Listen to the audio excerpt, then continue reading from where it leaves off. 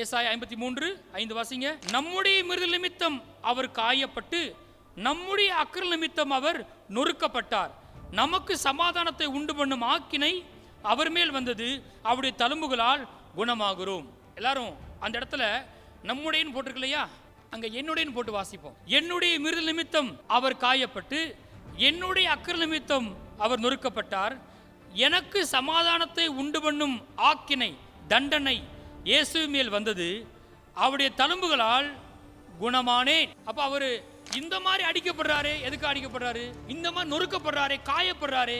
எதுக்காக? என்னுடைய மீறுதல் நிமித்தம், என்னுடைய அக்கிரம நிமித்தம் தான் அவர் என்ன செய்யப்பட்டாரு? காயப்பட்டார், அடிக்கப்பட்டார், நொறுக்கப்பட்டார். அப்ப தப்பா யோசிக்க கூடாது. என் பாவத்துக்காக அவர் அடிக்கப்பட்டாரு, என் பாவத்துக்குரிய தண்டனை அவர் ஏற்றுக்கொண்டார். எத்தனை பேர் அப்படியே நம்புறீங்க?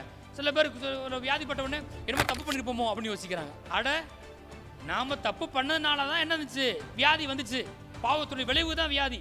அந்த பாவத்தையும் சுமந்தாரு, அந்த பாவத்துக்குரிய தண்டனை அவர் ஏற்றுக்கொண்டார். முதல்ல அதை தீர்வு கொடுக்கிறாரு. பாவம் தானே, ஆதாம் பாவம்.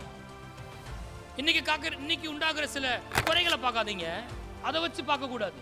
எங்க பார்க்கணும்? சிலுவையை பார்க்கணும். ஆதாம் பாவத்தான பாவி, அந்த பாவத்துக்கு விளைக்கரையத்தை இயேசு செலுத்தி விட்டார். அதற்குரிய தண்டனையை அவர் ஏற்றுக்கொண்டார்.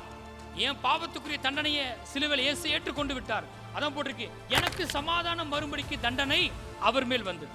அப்ப அவர் வாங்குறாரு, ஒவ்வொரு அடியும் நொறுக்கப்படுறாரு, காயப்படுறாரு. அது என் மேல வர வேண்டிய தண்டனை, என் பாவத்திலிருந்து வர வேண்டிய தண்டனை. ஆனா நான் அடிக்கப்படல, அவர் அடிக்கப்பட்டார். நான் நொறுக்கப்படல, அவர் நொறுக்கப்பட்டார். நான் காயப்பட வேண்டிய அவசியம் இல்லை. எனக்காக இயேசு சிலுவையிலே சரீரத்தில் காயப்பட்டார்.